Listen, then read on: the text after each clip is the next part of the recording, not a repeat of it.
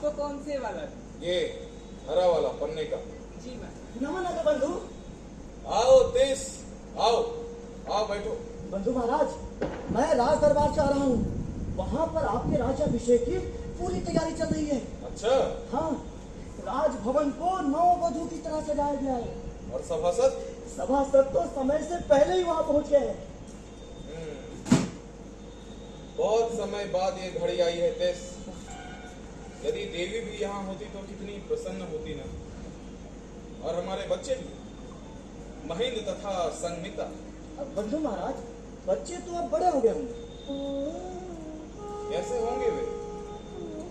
सब सकुशल हैं। बच्चे अपने नाना के साथ हैं। और आर्या देवी कदाचित संत की शरण में चली गई हैं। अब वो भिक्षुणी बन गई हैं। कोई आश्चर्य नहीं तेज। आरंभ से ही उसकी बुद्धि में अटूट श्रद्धा थी। पर आपने कैसे ढूंढ लिया उन्हें? हमने नहीं, देवी ने हमें ढूंढ लिया। कैसे? आपने मुझे बताया नहीं। जब हम गांधार के शासक थे तो हमने बड़ी ही क्रूरता से पश्तूनों के विद्रोह को कुचल दिया था। एक दिन अकेले घोड़े पर सवार होकर कहीं हम जा रहे थे तो हमसे प्रतिशोध लेने के लिए लगभग 6 पश्तूनों ने हम पर आक्रमण कर दिया था। भगवान, फिर क्या हुआ? होना क्या था, हमने 2 को मार गिराया और 4 भाग गए। संयोग से देवी उस समय बौद्ध विहार जा रही थी। शिविका से उसने ये घटना देखी और अगले ही दिन हमें मिलने अपने घर बुलाया। तो आप उनके घर गए। वहां उसने स्वयं हमसे विवाह का प्रस्ताव रखा। हमने कहा, देवी सोच लो, हम वीर अवश्य हैं किंतु कुरूप हैं। हमारे गाल पर काला धब्बा है। उसने कहा, क्या कहा? चंद्रमा में भी तो धब्बे होते हैं। तो आपने क्या उत्तर दिया? उसके उत्तर ने हमें निरुत्तर कर दिया। देश हमें हाँ कहना पड़ा। महाराज, बस एक शर्त। ये क्या है? बस थोड़ा सा रंग लगा रहा हूँ महाराज। कहाँ? इसका लेकर पर। क्यों? इसे थोड़ा सा नंगा कर रहा हूँ। क्या ये काला धब्बा अच्छा नहीं लगता? नहीं महाराज, ऐसी बात नहीं है। तो फिर कैसी बात है? छोड़िए महाराज। बताओ। छोड़िए महाराज। तो फिर कैसी बात है? छोड़िए महाराज। क्या ये काला धब्बा हमें कुरूप बनाता है? नहीं महाराज। क्या इसकी वजह से हम कुरूप दिखते हैं? महाराज, हम कुरूप नहीं हैं। छोड़िए महाराज। नहीं हैं कुरूप। ये काला धब्बा हमारी सुंदरता है। प्रियदर्शी है और प्रियदर्शी है। महाराज, छोड़िए। आपके राज्याभिषेक की घड़ी आ गई है। देर होगी तो मुहूर्त निकल जाएगा।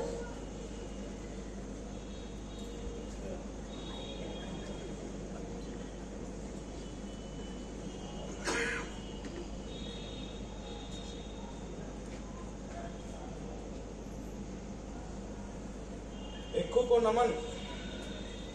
तथागत तुम्हारी रक्षा करे राजन। भिक्षु समुद्र, तुम जानते हो हम मगध के राजा हैं। हाँ राजन। हमारे आदेश से हमारे अनुज कुमार तिस्य ने कुकुटा राम विहार के सभी भिक्षुओं को भिक्षा देने के लिए आमंत्रित किया था। क्या तुम्हें ये ज्ञात है? हाँ राजन। वहां से सभी श्रमण आए, केवल तुम नहीं आए। क्यों नहीं आए? मैं केवल शुद्ध हाथों से ही भिक्षा ग्रहण करता हूँ राजन।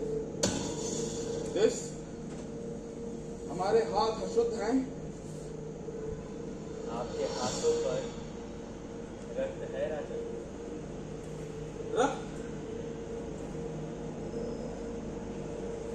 कहाँ है रक्त? आपको दिखाई नहीं पड़ता राजन, किंतु मैं देख सकता हूँ। अच्छा, तुम देख सकते हो। लगता है तुम्हें दिव्य दृष्टि प्राप्त है। किसका रक्त है? भाई सुसीम की हत्या कर। भिक्खु समुद्र, अपनी सीमा में रहो। राजकाज में खड्ग अनिवार्य है। हाथों में रक्त तो लगेगा ही। अगर हमारे हाथ में खड्ग ना हो तो तुम त्रिकंद्रा में आंख बंद करके शांति से बैठ भी नहीं सकते। प्रजा की रक्षा में हाथ में लगा रक्त और सत्ता लोलुपता में हाथ में लगा भाई का, दोनों में बहुत अंतर होता है राजा। ये तुम क्या कह रहे हो? अपनी सीमा पहचानो भिक्खु। मुखाकृति की कालिमा को छिपाने के लिए जैसे आपने प्रियदर्शी नाम धारण किया है, ठीक वैसे अपनी सत्ता लोलुपता को मगध साम्राज्य की सुरक्षा का बहाना दे रहे हैं। भिक्खु! महाराज शांत, आपके हाथों से इस भिक्खु का वध उचित नहीं है। मुझे मृत्यु का कोई भय नहीं है राजा। किसी भी राजा का खड्ग मुझे भयभीत नहीं कर सकता। तुम्हें मृत्यु का भय नहीं होता तो तुम्हारे हाथ में खड्ग होता। क्लीबों का पुरुषों की तरह सर घुटाकर भीख मांगकर भोजन न करते होते। राजा, जो खड्ग चलाते हैं वे सबसे अधिक भयभीत होते हैं। भयातुरता के कारण वे अपनी सुरक्षा के लिए खड्ग उठा लेते हैं, किंतु हम घुटे हुए सिर के भिक्षुओं को जीवन से कोई मोह नहीं, इसलिए हम मृत्यु से भयभीत नहीं। हम मृत्यु का सामना कर सकते हैं, उसे गले लगा सकते हैं, निर्भीक होकर, बिना किसी खड्ग के। कहना आसान है किंतु असत्य है। अगर हम तुम्हें अग्नि में जलाकर मृत्यु दंड दें तो अग्नि की ज्वाला के पहले स्पर्श से ही तुम्हारी जो चित्कार उठेगी वो गगन भेदी होगी। नहीं राजन, केवल एक नहीं, एक के बाद अनेक लपटों के स्पर्श के बाद भी मेरी कोई चित्कार तुम्हें सुनाई नहीं पड़ेगी। ठीक है, हम देखेंगे तुम्हारी मृत्यु का मौन स्वागत। हम राजा का अपमान करने के अपराध में भिक्खु समुद्र को अग्नि में जलाकर मृत्यु दंड देते हैं। नहीं बंधु महाराज। राजन, तथागत तुम्हें सद्बुद्धि तिस, हमारी आज्ञा का पालन शीघ्र हो। जी महाराज।